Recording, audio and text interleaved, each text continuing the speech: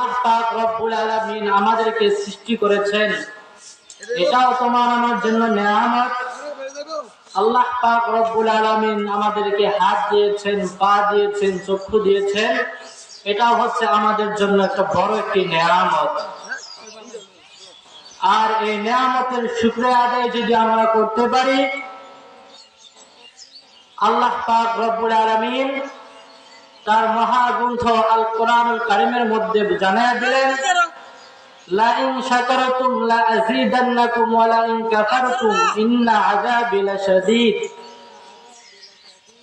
আল্লাহ পাক রব্বুল আলামিন এই আয়াতের মাধ্যমে সমস্ত মানুষকে জানায়া দিলেন, যদি তোমরা আমি আল্লাহ পাক রব্বুল আলামিনের নিয়ামতের শুকরিয়া আদায় করো, তাহলে আমি আল্লাহ পাক রব্বুল আলামিন তোমাদের নিয়ামতটাকে আরো বাড়ায় দেব।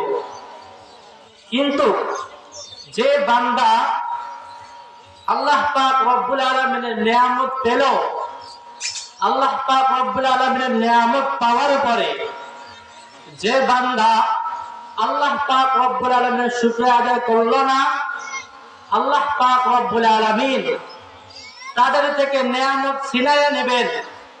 শুধু যে নিয়ামত ছিনাইয়া নেবেন তা নয়, আল্লাহ পাক রব্বুল আলামিন বলেন, ইন্না আযাবি লাশাদীদ।